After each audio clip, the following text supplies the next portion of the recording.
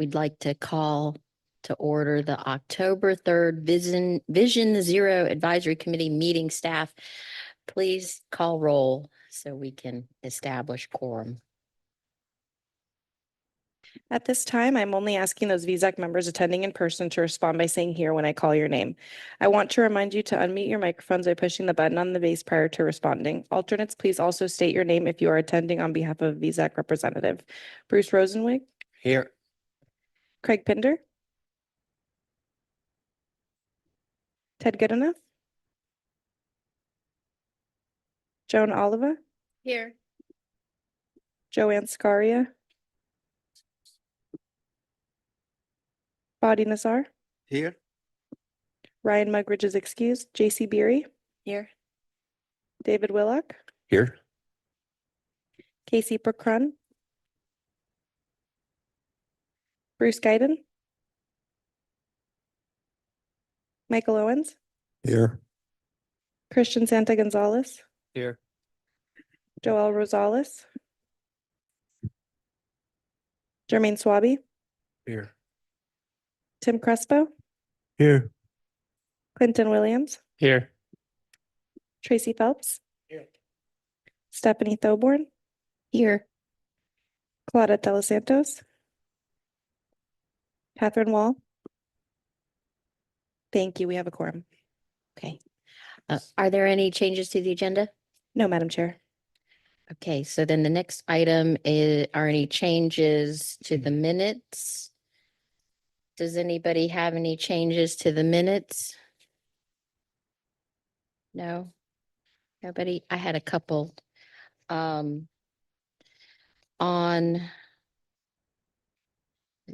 didn't know when folks came in on page 5 2A, it said at the beginning that people came in, but then the vote didn't show. Fadi's vote showed him as absent and Ted Goodenough as absent. So they were absent for the vote? No, that might be a typo. I can double check it and fix Okay. that. Thank you. So if you could check both of them. And then just one little thing, my name is spelled wrong under VZAC liaison report. Okay, thank you. Thanks. Okay. Sure. Sorry. Didn't see you, Fadi. Yeah, when I read the minutes, I think had comment about the TDM demonstration, and I mentioned interceptor parking, and I don't think that was part of the minutes. Okay, for the TDM? Okay. Yeah. Okay, thank you. Interceptor parking. Great, thanks, Fadi. Thank you. So with those changes, do I have a motion? I'll Motion make to the approve. motion to approve the minutes. Who's that, Christian? Yes. Okay, Christian, Joan? I'll Second. Thank you. Okay, Christian. All those in favor say aye. Aye. Those opposed? Okay, the motion passes. So general public comments and public comments on agenda items. Instructions on how to provide comments are included in the agenda. Are there any general comments that we received from the public? No, Madam Chair. Okay. And next item is comments from the chair and member comments. I always like to go with member comments first. Do we have anybody who wants to make any comments? No? I have one because I'm excited about it. And on anybody who's been to Jupiter Beaches, we have the Inlet Village where Guanabanas is and all of that. Well, we just substantially completed, not complete, but substantially completed our first roundabout on A1A that leads up to the Inlet Village. And it's the roundabout that goes to the beach on Jupiter Beach Road. I'm sure, Melissa, you'll see it. But we've had a history of too big of roundabouts and too little of roundabouts. And the big ones make you go really fast. And while it's fun, it's not great for the pedestrian or the bicyclist. And then the little ones have problems, with trucks, and then we have maintenance issues and so we've learned over the years how to right size our roundabouts. And I'm hoping this one is a good size. It's medium size. It slows you down, which is what you're supposed to do. It has a sharrow in it. Pedestrians can, the speed gets down low enough and there's enough visibility where you can actually see the pedestrians coming through, which is the hardest part about roundabouts. But I'm excited to look at, what happens over the years, but I'm glad we haven't given up on the roundabouts because if anybody's gone through Abacoa, we have some really big ones and and there's been some accidents because people like to fly through them. But yeah, so Fadi. Yes, an observation is that in Europe, most of the intersections are roundabout. The exception are signalized. Mhm. Here is the opposite. But people have to get used to drive them and yield to traffic inside. And as you mentioned, even for pedestrian, usually you have much less conflict, so it's much easier. From every perspective, roundabouts are better, but for some reason here, we're not used to them. And we get a lot of complaints when we have one from people, but actually they're much safer. We put out a little thing we try to do something in our Jupiter Town Times on how to drive them. Right before season, we put a little thing out that says, here's how you navigate a roundabout. So yeah, hear you. All right. Anybody else? No, okay. So the VZAC liaisons report, Brian Ruscher is going to give that report to us since he's stepping in for our bike ped coordinator. Yes, good morning, members of the VZAC. I'll be filling in for our Vision Zero Advisory Committee liaison until the senior pedestrian bicycle planner position is filled. Just for the record, I did want to mention that we did have a few people show up during the commentary period. So we have Casey Prankin and Craig Pender at 9:32, and Joel Rosales also joined us at the meeting. So just want to make sure that we reflect that in the recording as well. For the liaison report, we have a number of fun and exciting things that are coming up this year, or this month, just this month alone. So first and foremost is the Florida Transportation Plan has a virtual open house scheduled to run through tomorrow, October the 4th. I believe this was an extension of the FTP virtual open house since some of the meetings had to be canceled due to Hurricane Helene. So I'd strongly encourage you all as Florida residents to please go to ftp.com, provide your comments, and learn more about the 2055 Florida Transportation Plan. This is a strong lead in front of the long-range transportation planning efforts that all of the metropolitan planning organizations are performing. For those of you who haven't heard the great news, Ride, Roll, Stroll Challenge is back. If you are taking transit, carpooling, biking, or walking from October 1 to November 2nd, you are eligible to win prizes. This also includes telecommuting, compressed weeks, and other forms of, mobility and congestion relief. So I've already biked to work twice this week. Today was one of them. Traffic was great. So please sign up at Ride, Roll, Stroll, make your organization, be a part of it, get some points. We are happy to train. If you all have questions about how to use it, we can happily put you in touch with folks running that organization. The Walk and Roll to School Day, which is an excellent event that is hosted by Safe Keats, Palm Beach County, the school district, and others, will be on October 9th. This is a national event, so we're really excited that we have typically between a third or a fourth of all of the schools registered in the state of Florida are here in Palm Beach County participating in this event. So I believe our goal was at least 60 schools this year. I need to double check on where we're at. So if you have a local elementary school that that there's a good walking population, please encourage them, go out and join them, show support for kids who are walking into school every day. Next slide. The Vision 2050 Long Range Transportation Plan. So this is on our agenda today. You'll see a presentation from our consultant team. We also have virtual workshops where we can dive into the project details in your area. We've already had requests for a few meetings from various stakeholders, but if you'd like to know what's going on and learn more about how projects are coming, when they're funded or projected to start into the future, you can learn more by going to the LRTP website shown on the screen and signing up for one of our workshops in person or virtually. We're also very excited that we have on our agenda today the Transportation Alternatives Funding Program guidelines that we'll be presenting. Our funding workshop is scheduled to be held on October 29th from 9 to 11 a.m. That is virtual or in person at your preference. It is not required, but there is a program of required activities that will be out there for you to review and to take forward into the future. Our FDOT Mobility Week is going to be kicked off from the 25th through the 2nd. This coincides with Ride, Roll, Stroll. So if you're looking at hosting events, I know that West Palm Beach and Boca Raton are both gearing up and getting their events ready. If there are any others that the TPA can know about or you'd like us to share information about, we're happy to do so. So please just get in touch with me and we'll happy to facilitate contacts and partnerships and even participate if the schedule permits.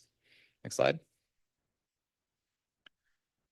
Lastly, as I said before, Mobility Week, every year we host a bike ride. So if you're free and available on October 25th at 8:30, come downtown, bring your own bike and go for a ride. We're going to be showcasing West Palm Beach's newest bicycle infrastructure in the Clear Lake Trail. If you haven't biked it yet, it's actually quite phenomenal. I personally believe it's going to be like the next great thing for West Palm Beach in terms of having a nice park setting. You can get a great view of the skyline coming in from the Clear Lake Trail, and it's going to be a short 6-mile bike ride, so it'll take about 45 minutes. And it's at your own pace, but we'll be doing it as a group, so it's going to be very leisurely and fun, and you'll get to experience one of our TPA funded projects. Last two. Safe Street Summit is back in Palm Beach County in 2025. On February 6th and 7th, we're going to be hosting a series of workshops, mobile tours, and fun conference activities here at the Hilton. The main conference day is the 7th. We have a number of world-renowned and local speakers who are going to come and talk to us about transportation and the future of mobility. You can save the date and learn more at safestreetsummit.org. I believe registration is open for those of you who are interested. This is a really great time for us to shine here locally in Palm Beach County. We'd love to have a very strong cohort and delegation from the local community at that summit. And then lastly, the regional transportation plan has been updated and posted. You can go ahead. And of course, there's a few resources available that are standard for us, and we encourage all of you to sign up for our newsletter, ensure that you're kept up to date on all these things on a more regular basis. So with that, thank you. Turn it back over to the chair. Thanks, Brian. So the next item, our action items, only action item for today is the 2025 Transportation Alternatives Program Guidelines. And staff, Brian, again, Rusher, Deputy Director of Multimodal, will present this item. Thank you. We are here to present the fiscal year 24 alternative TA program scoring guidelines. This program has not changed very much. I venture to guess that this is probably the lightest changes in terms of scoring criteria or other content otherwise that we have had over the past few years. So really briefly, the program funds on and off-road system projects. So we have a limited number of miles that we can program larger dollars for. This program can go towards any public right-of-way project that would fund sidewalks, bicycle facilities, pedestrian and bicycle signals, lighting, and safety projects. There is a cap of 1.5 million per project, a minimum of 250K. This year, we project about 5.1 million available in the program overall. Our application process is going to open up once the TPA Governing Board approves these funding guidelines with a recommendation of VSAC. The application submittal period is going to basically close on the 14th. And the way that this program works is that the application program closes in February. In the next fiscal year for municipalities, they will fund design locally. So that's typically in fiscal year 26. And then funding should be available in 2028 for the TA program.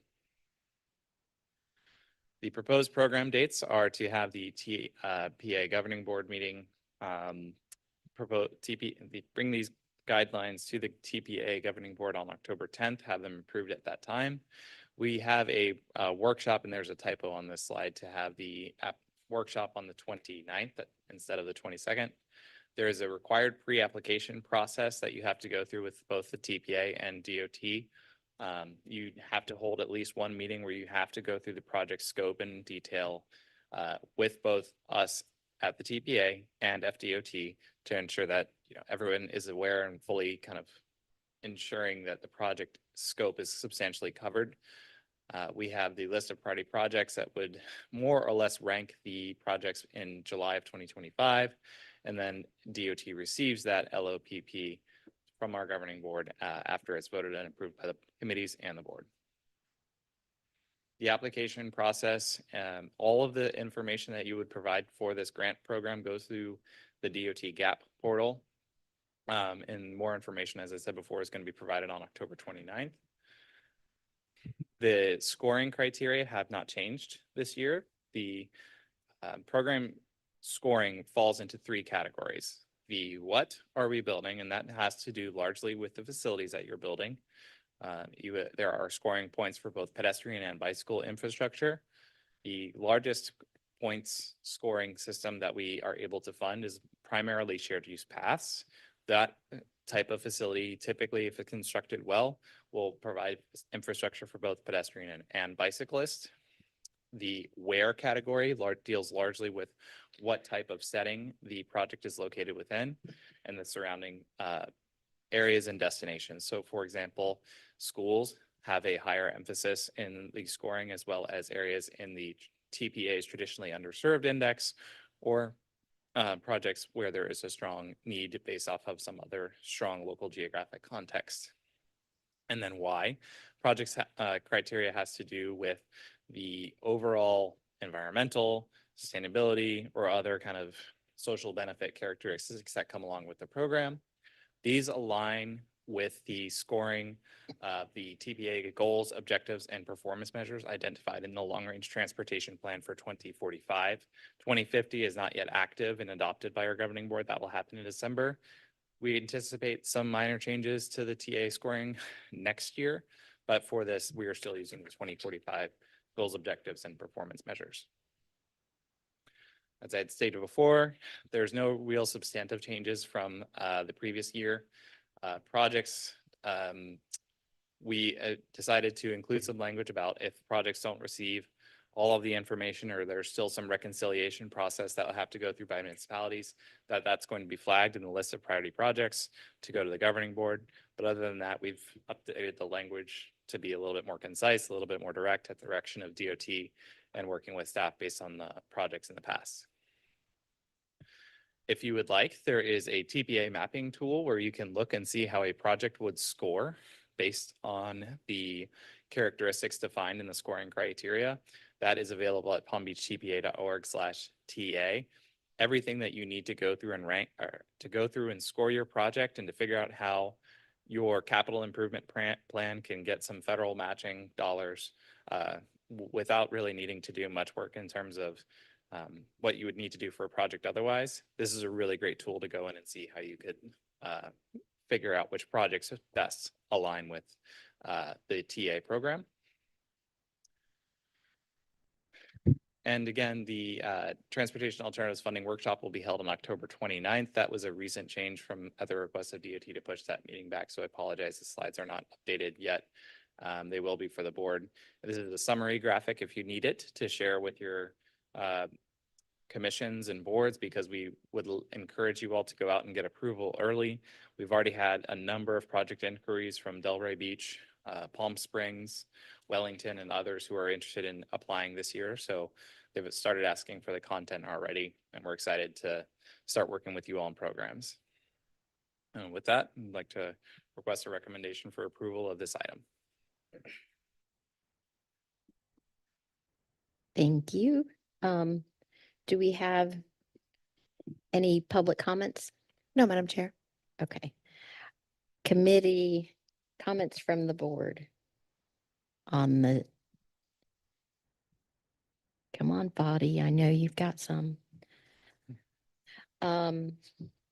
If not, I had a few things, but one was, what was the actual language that changed? You said there weren't, So. I didn't see any strikeout or Yeah, underline. there was some language that related to the frequency of meetings specifically between granting parties, grants recipient parties and DOT.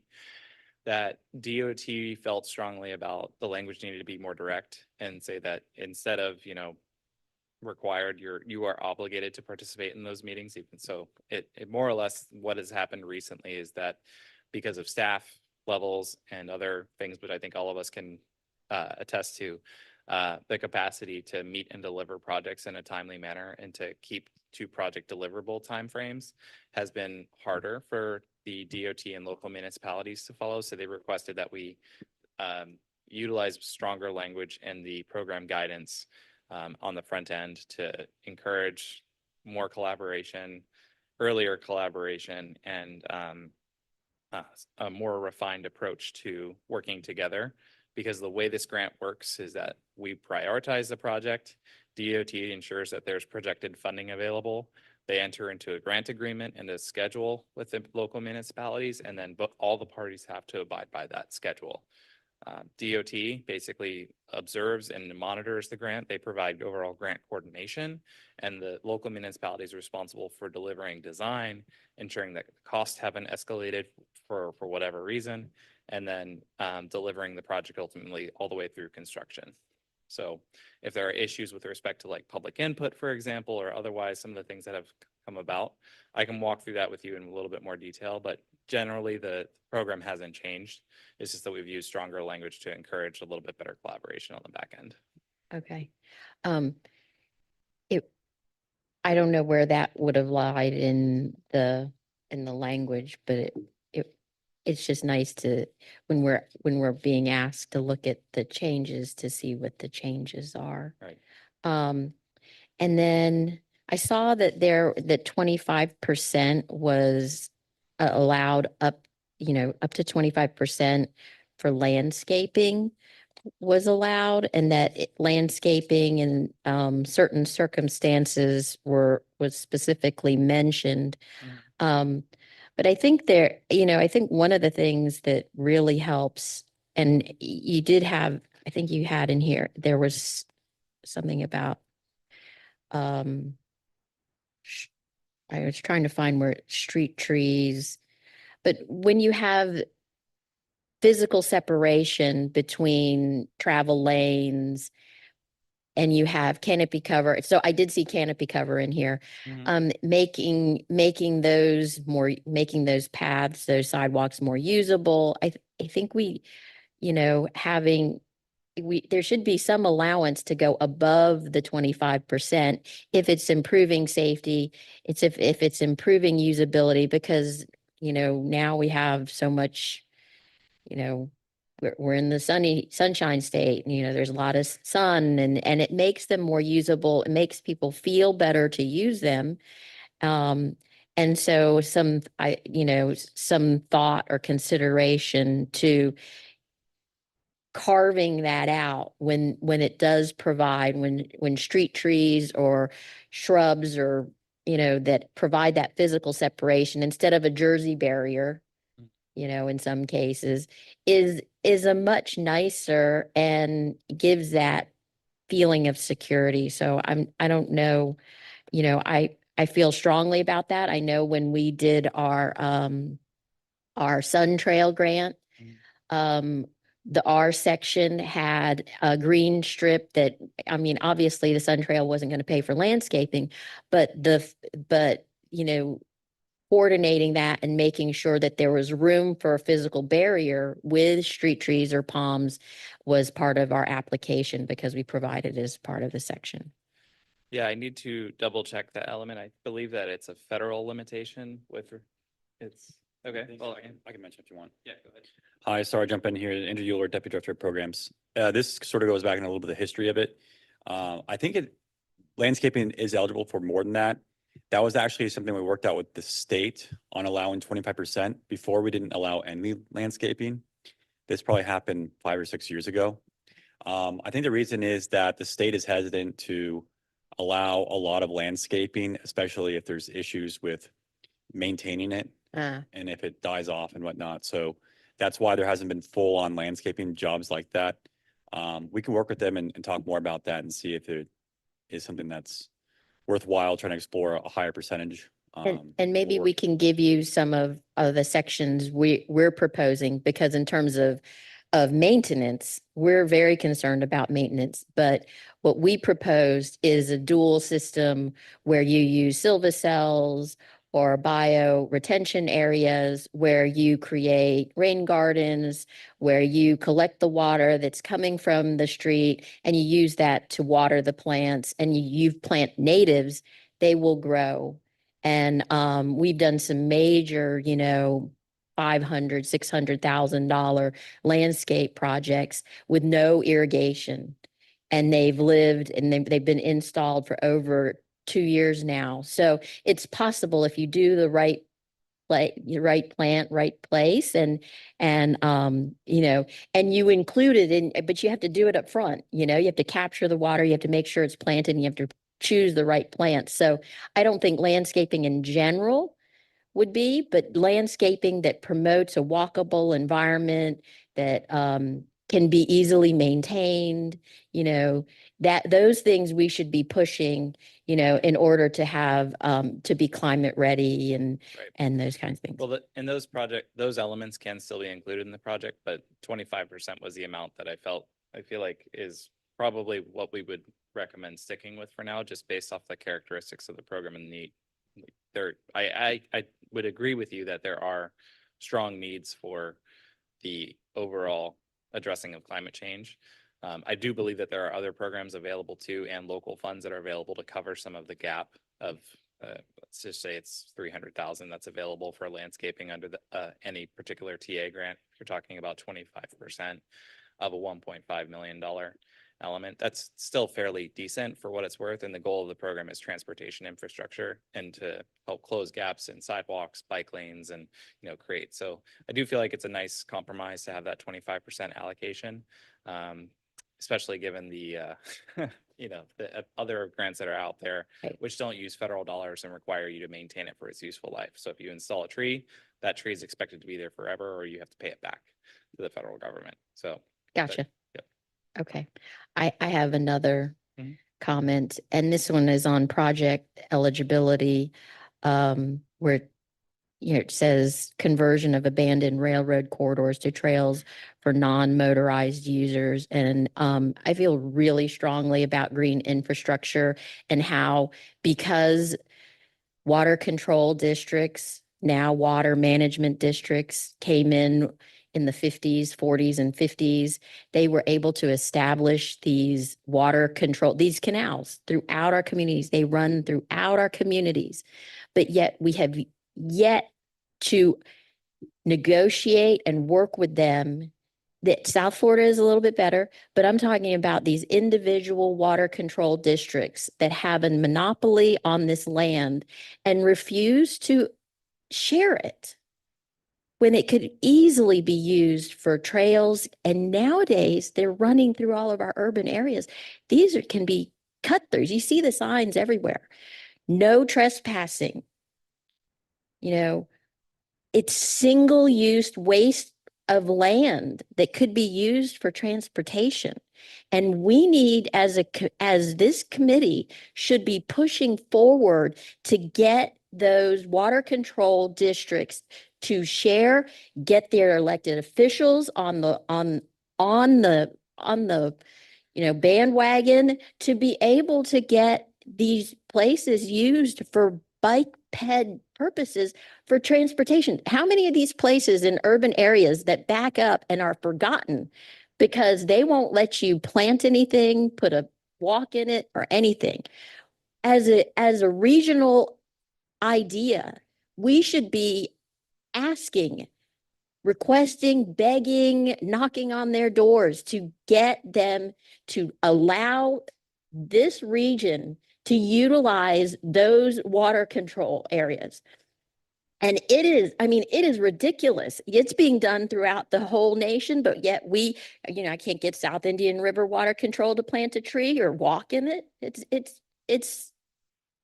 It's selfish, it's wasteful, and we should be putting that kind of stuff and encouraging them with carrots and sticks.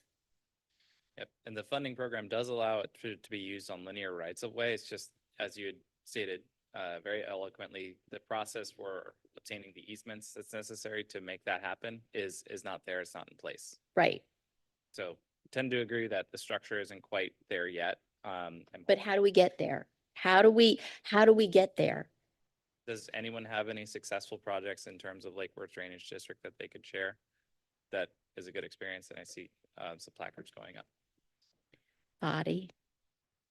Yeah, I couldn't agree more. And I think beside the fact that all of this area that they control, every time we touch, well, if we want to do any work on a bridge or whatever, we usually have to fix existing problems. And I think they have too much monopoly. And I fully agree that for us, that we care about trails and stuff and things, we need to be pushing a point where things have to be revisited, and maybe we need to have a different kind of coordination with all these water districts. Yeah, how do we do that? I've gone to their meetings. And they weren't very receptive.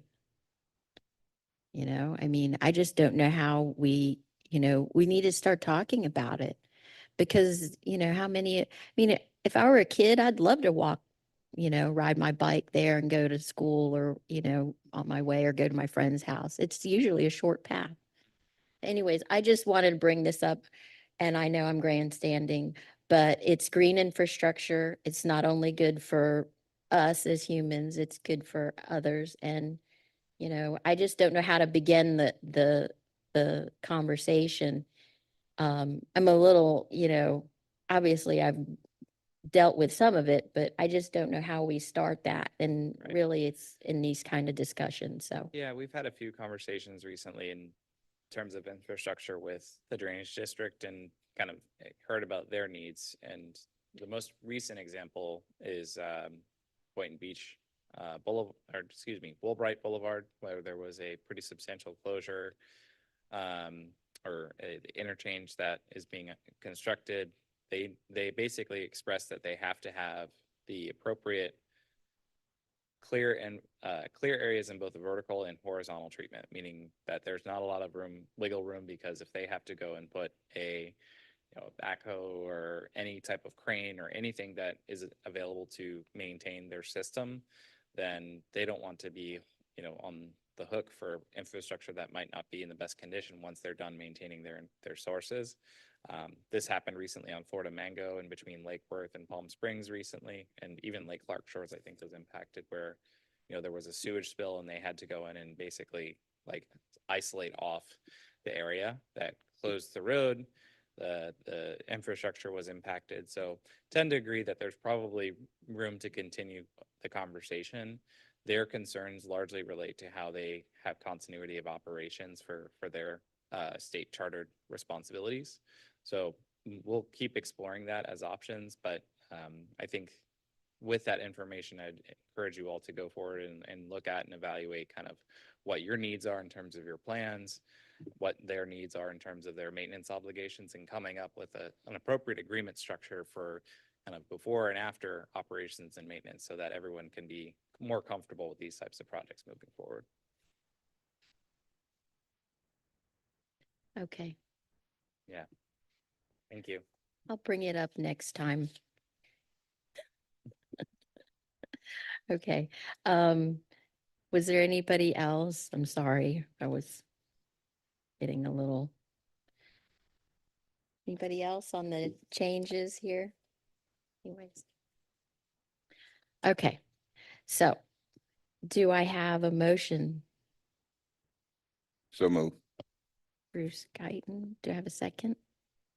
Second. Tracy Phelps, second. All those in favor say aye. Aye. Aye. Opposed? I said aye too, by the way. Yes.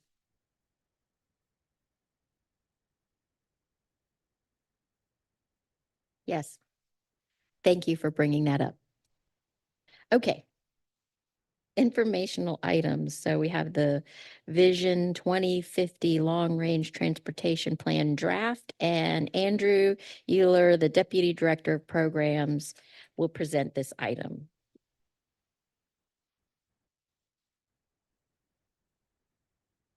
Good morning again. We're going to have Stuart Robertson with Kimley Horn, who's our consultant, present on this item.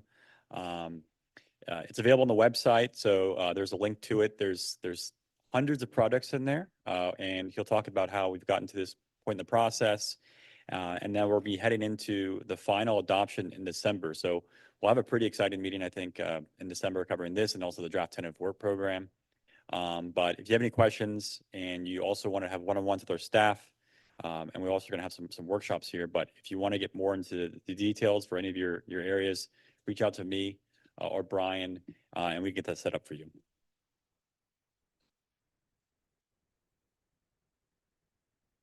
Good morning, Madam Chair, members of the VZAC. My name is Stuart Robertson.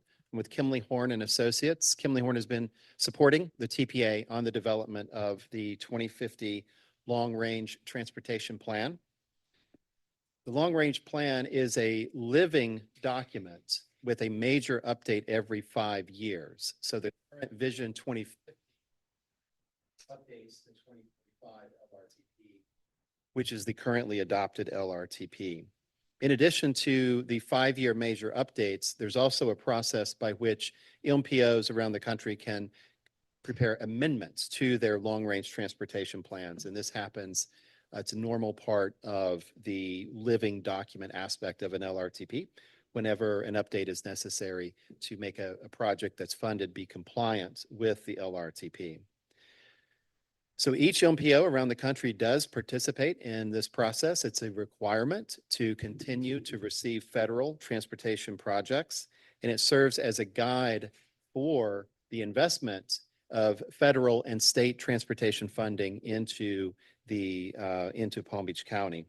And then finally, it's importantly a guideline to serve as the pipeline for projects to move from a long-range planning effort into the Transportation Improvement Program, or TIP. That's the 5-year work program. And a project must be identified in the LRTP to be eligible to be funded for construction in the 5-year TIP. So the TPA has conducted an 18-month public-facing process. You may remember at prior meetings of the VZAC, the TPA team has been here presenting updates to the VZAC on the various important phases of the project as we go along. Today's presentation is on the overall draft plan, which, as Andrew mentioned, is available online for review as well as for public comment.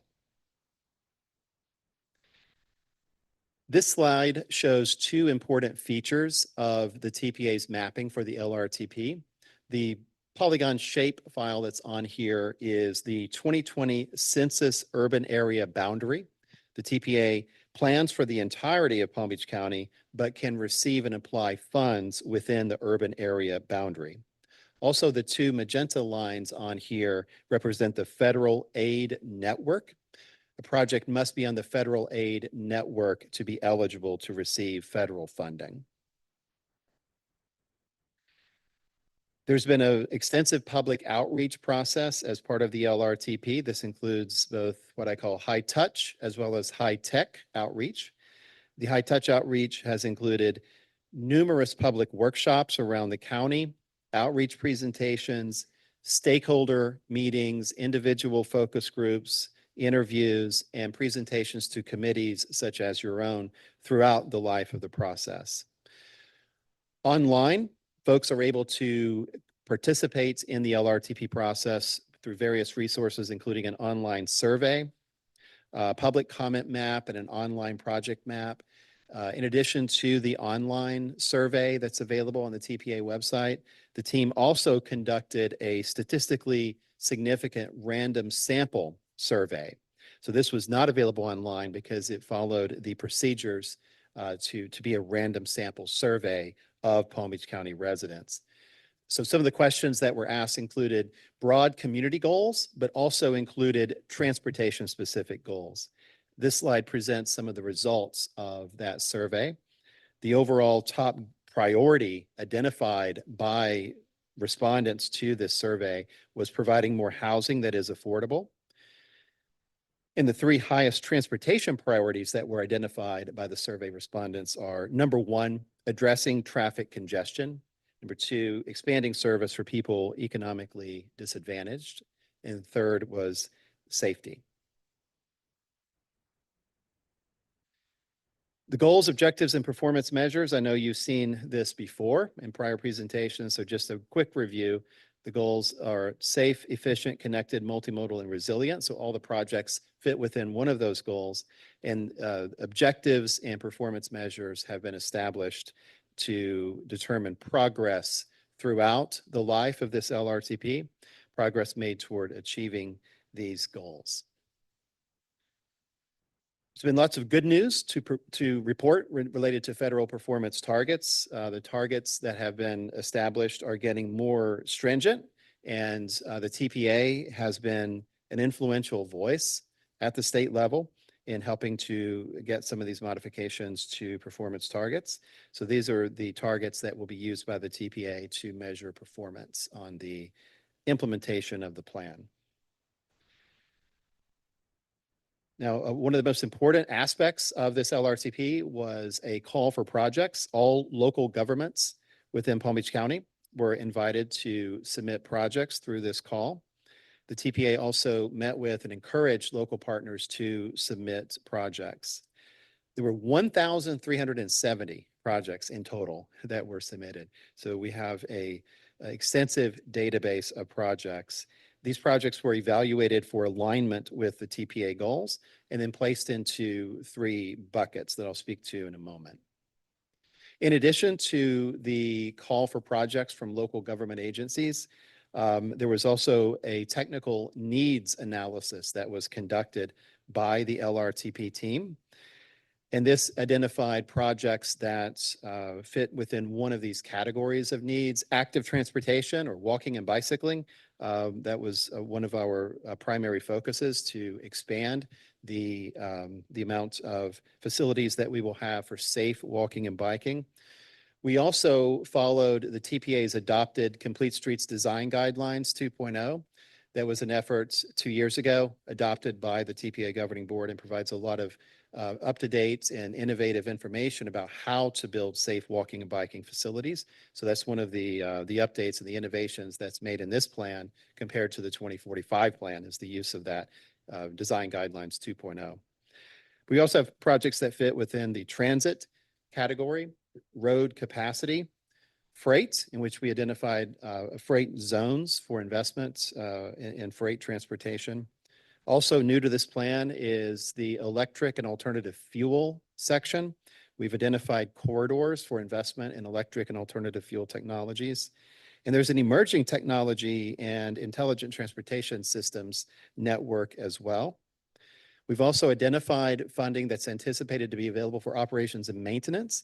And oftentimes we can be successful at getting improved walking and bicycling facilities during operations and maintenance projects.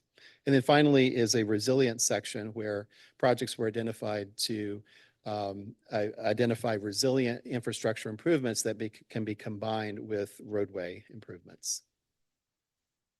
So the prioritization process took all of the needs identified from the multimodal needs analysis, as well as the project desires that were submitted by local governments and also by the state as well. FDOT was invited to participate in the project desires submittal call for projects. So it went through the screening process, and each project was identified into one of three buckets. Starting at the top, cost feasible plans. These are projects that would be expected to be built by 2050 with federal or state funding that's anticipated to be available from the revenue analysis that we conducted. So federal state funds anticipated to be available. These were the highest priority projects and were grouped as cost feasible. The next bucket, the blue one, is called illustrative projects. These are projects that are eligible for federal or state funding, but currently it's thought that there wouldn't be enough from conventional federal or state transportation sources to build them. Basically, the blue bucket is that adage of we have way more needs than we have funding to be able to build them. So the blue bucket here is a big one, just because we do have unfunded needs that have been identified through the multimodal needs analysis as well as through the project, local project submittals. And then finally, the local desires, that's the gray bucket here. These are all other projects that are currently ineligible for federal or state funding, but have been proposed to be built by one of the respondents to the call for projects. So how do we determine how much money we think would be available for federal or state investments by 2050? A detailed revenue projection analysis was conducted, and the revenue numbers shown on this slide are in millions. So the primary funding groups that we look at include the top row of the table here is the TPA program estimates. These are TPA attributable dollars that are anticipated to be available by 2050. And this work comes from work that we worked very closely with the Florida Department of Transportation's Central Office Revenue Forecasting Group to anticipate this, as well as with the local District 4 office of in Fort Lauderdale, which is our district headquarters for FDOT. Now you may say, why is 2030 hanging out there by itself and the other ones are in various increments? Well, the reason for that is because every LRTP must begin on day one of the currently adopted TIP. So for the TPA, our currently adopted TIP is the fiscal year 25 through 29 TIP that would have been adopted this spring by the TPA. So our TIP really does, our LRTP really does begin July 1st of 2024. It's required to go all the way through to the end of fiscal year 2050. So from 29 to 50, that's 21 years. So we had 1 year hanging out there, 2030. You can think of this as the new 6th year of the work program that will be discussed this winter and this spring for potential adoption in the new TIP coming up later in the spring of 2025. Then from there, the federal regulations are that we plan in 5-year increments for the next 5. So that's 31 through 35 and 36 through 40. And then the federal regulations say that for the final outermost time band where things are the most hazy as to what might be happening during that time frame, the federal regulations allow for a 10-year band of timing. So that's 2041 through 2050. Also, as I mentioned earlier, this is a major update to the LRTP, but it gets updated every 5 years. So before we actually reach 2030, there will be another major update of the long-range transportation plan, and that will be the 2055 plan. We've also coordinated with FDOT to identify their projected investment in the Strategic Intermodal System, or SIS, as well as the Turnpike's estimates for their investment within Palm Beach County.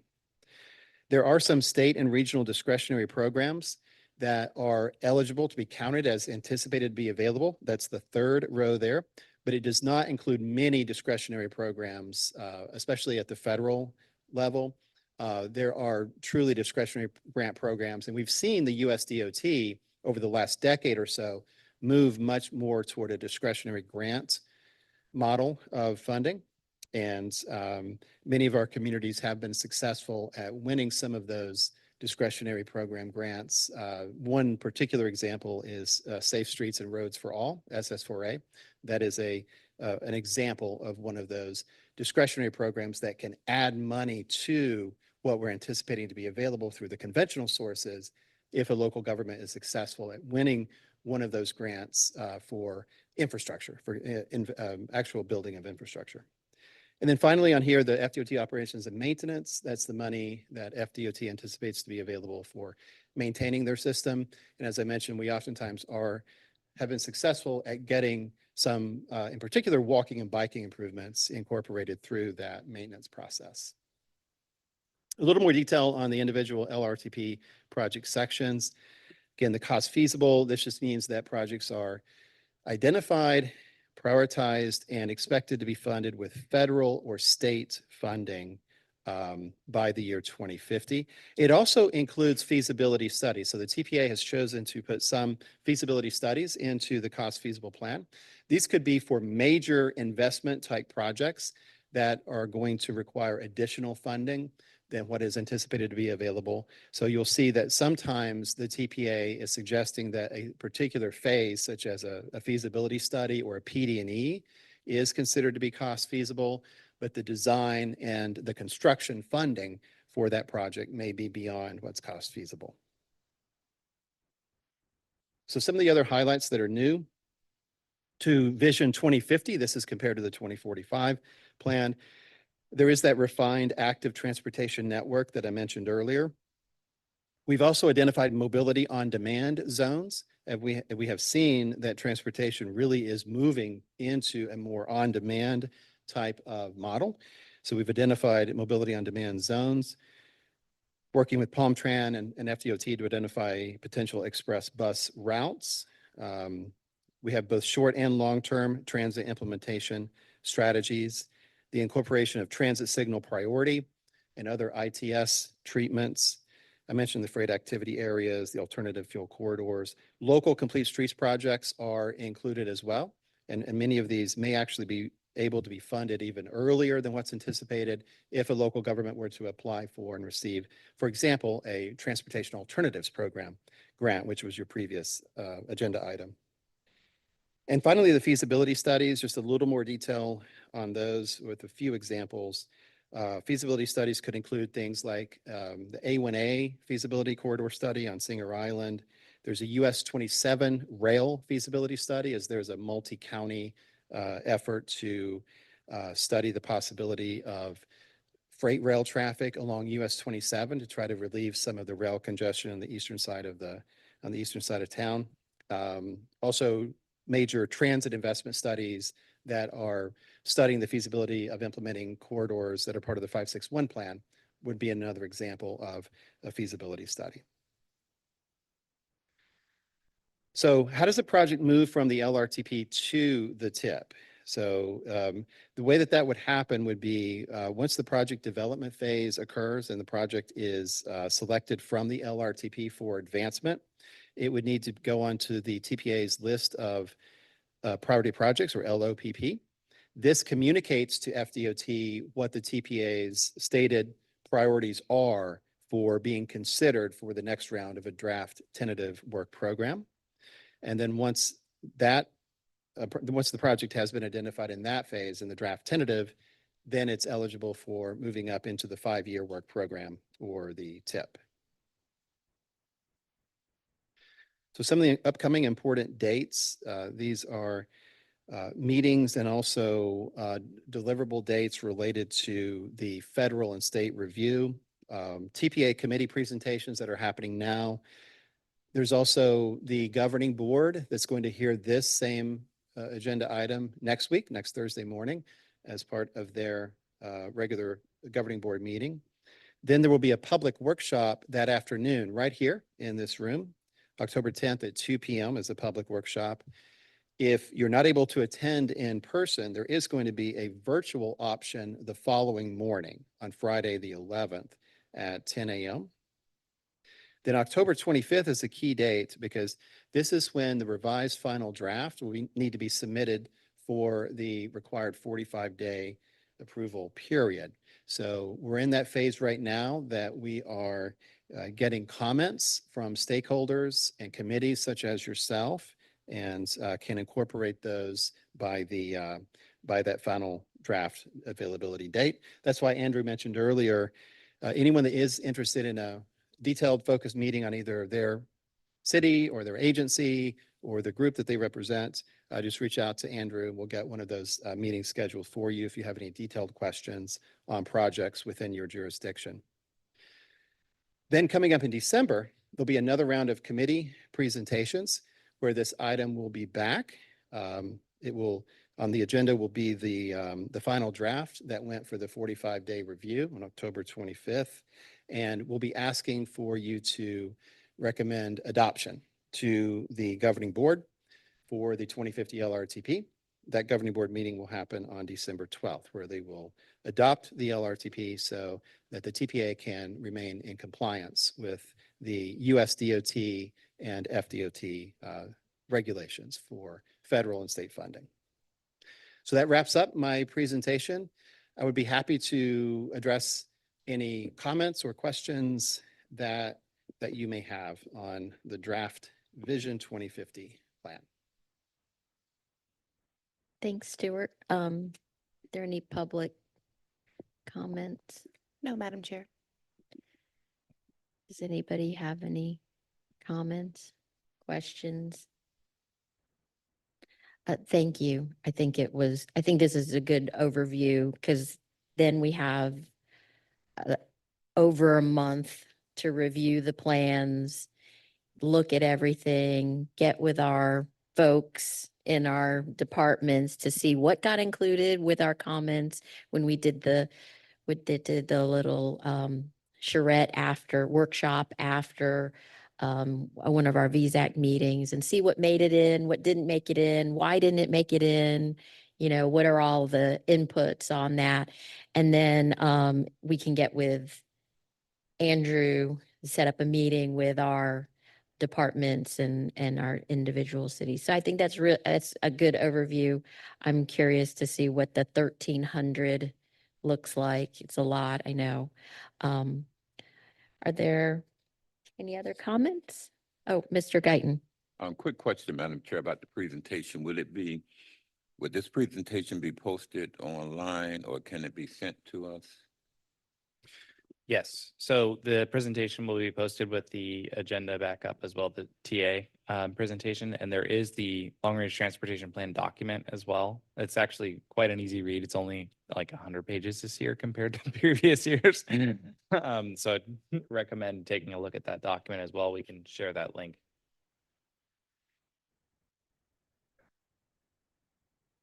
We post a link because the document is so long instead. Yeah, we'll send you a direct link to this after the meeting, to the But plan itself. it's on the website. It is on The the website. draft Yes. is on the website. And so we could look at that. Okay. Now, do you have a list of the 1,300 projects? Are they listed? I think we only list the cost feasible in Okay. the actual document itself. You can correct me, and desires, excuse me. We have desires as well? Okay.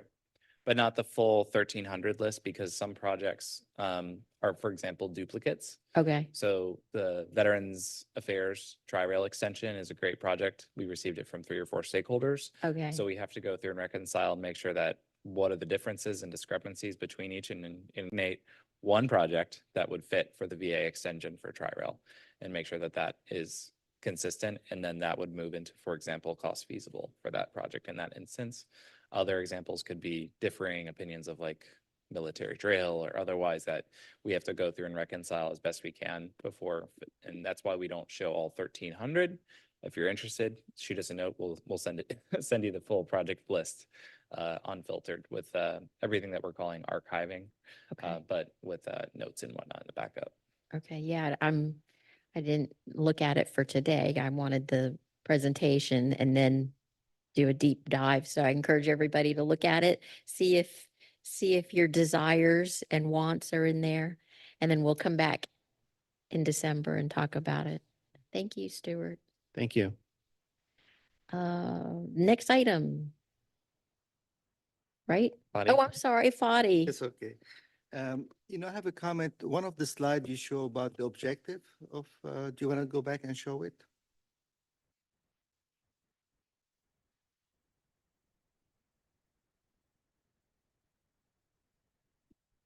And my comment is,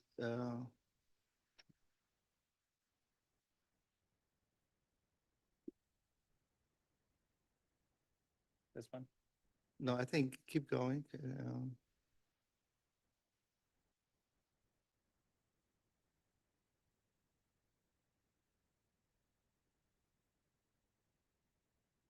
Yeah, maybe the one before, I think.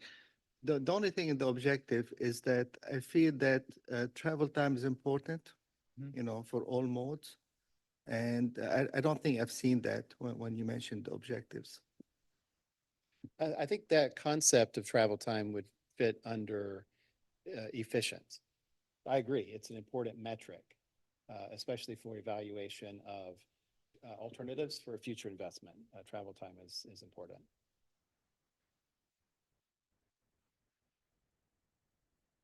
Okay, Anyone else? Thank you all, everybody else? Okay. and hope to see you on the 10th for the The workshop. 5th. Oh, you mean this month? Oh, right. This month, yes. Got it. October 10th in the afternoon is the workshop, or October 11th, virtual Okay, offering online. thanks so much. Okay, so the next item is the informational item on the Vision Zero Action Plan and Safe Streets for All coordination updates. Yes, thank you, Chair. And I apologize to Palm Beach County. I inadvertently included a reference to a presentation. We did not ask Fadi for a presentation this meeting. They're still, I believe they've worked through the procurement for the most part, but we're not quite ready for a presentation yet from them or others. So instead, we've decided to start by sharing a table of the current grant status of the SS4A program here locally in Palm Beach County. We're happy that we've got 3 new applications in for the cycle that closed in August. So those applications are pending. I'm very hopeful that Palm Beach Gardens receives their additional demonstration grant. City of Riviera Beach and the town of Jupiter are able to pull in a little bit extra in terms of action plan dollars for us. But if there are any stakeholders that have any particular updates they would like to share today, I'd be happy to. I think that it's worthwhile to share them with the committee. I have a few in my mind, but I'll let you all start. So if the chair, you want to start by facilitating that? If anyone has any they'd like to raise their placard for, be happy to Anybody? start. Body? No. I'm happy to Um, do one-on-one coordination after it. That's Yes. fine as well.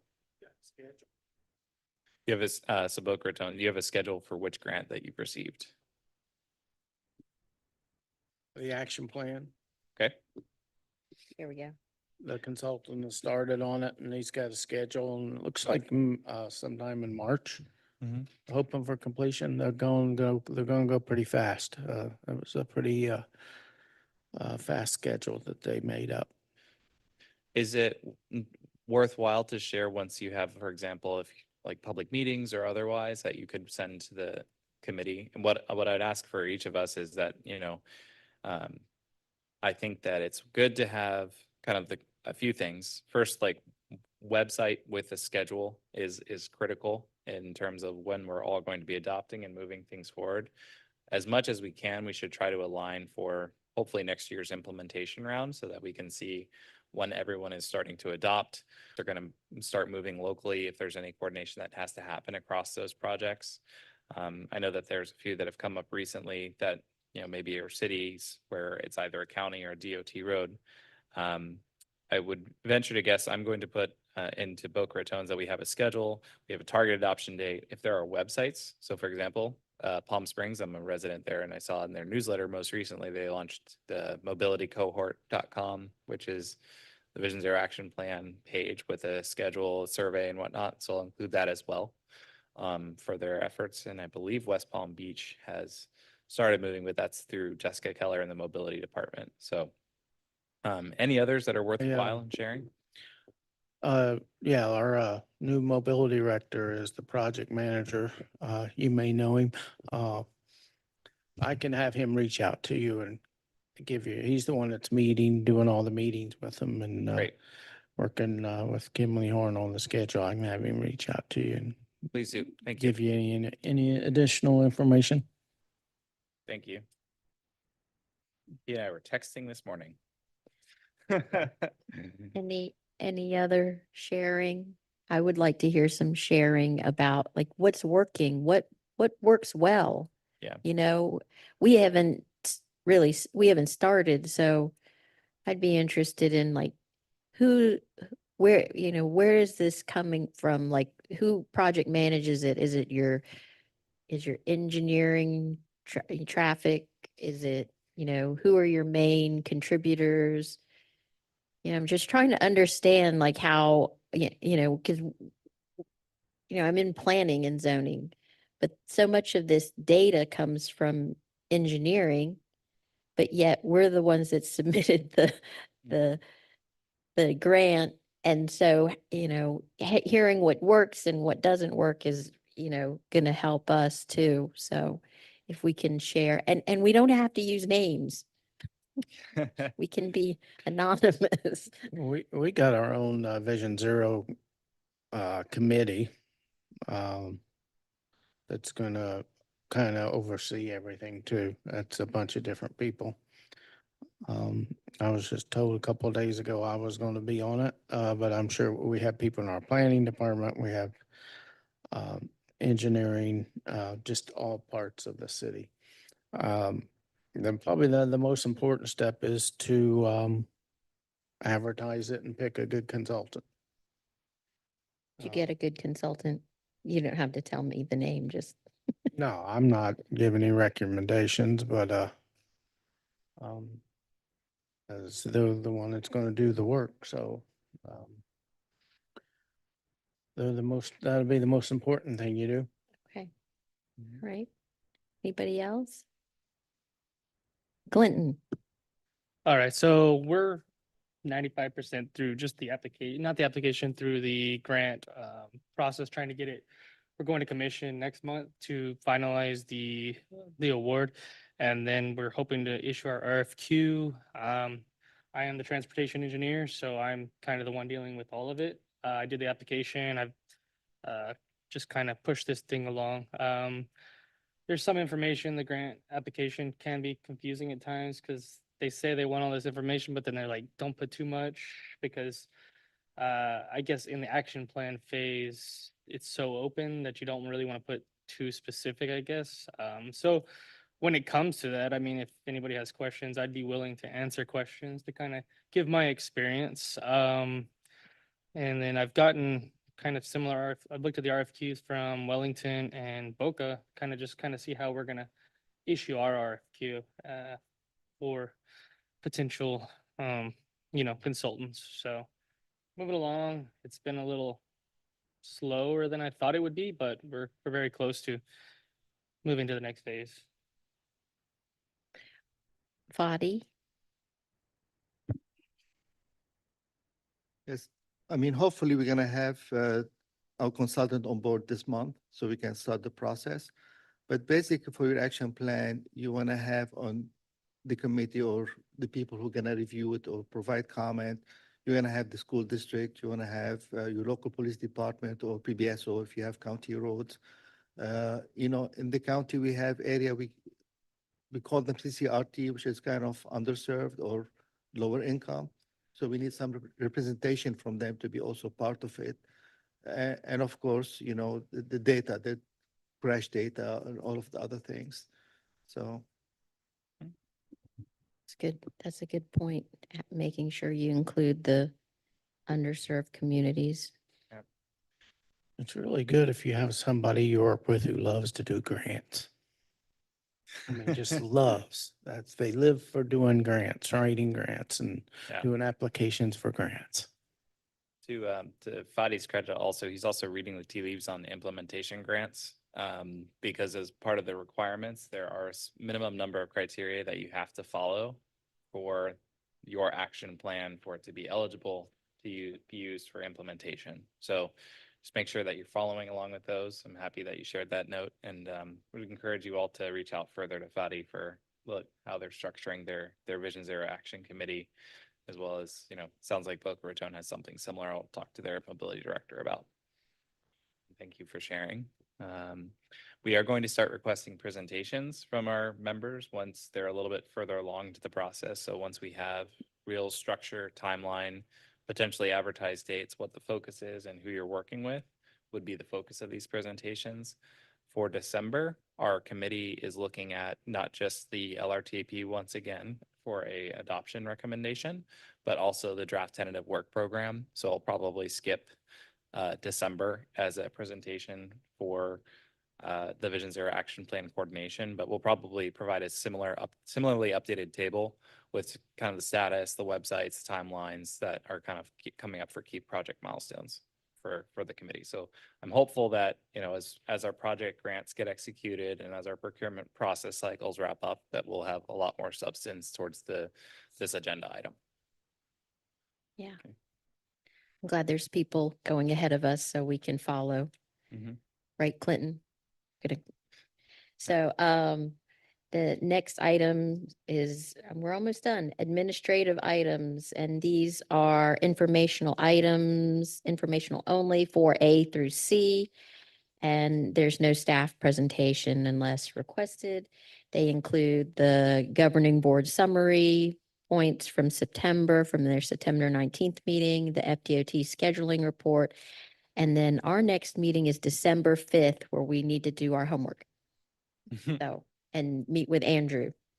Yeah, and I'd recommend if you could, because, we want to have a final posted by the end of this month. If you could please reach out over the next week or so to request a meeting to get on Andrew's and our calendar. We really can't do, per the federal guidance, major substantive changes to the LRTP after after a certain time period, which ends in October. So once the draft becomes final in December, we have to go through a modification process to update it. So I'd recommend doing your homework this month and meeting with the TAs, the teaching assistants for the LRTP, and getting them done, whatever updates you would recommend before then. Great. Well, it is 10:41. And I think that's the end of thank you for listening to my little bit of rant. It wasn't directed at you guys. No, I Move to adjourn. Thank you, Mr. Guyton.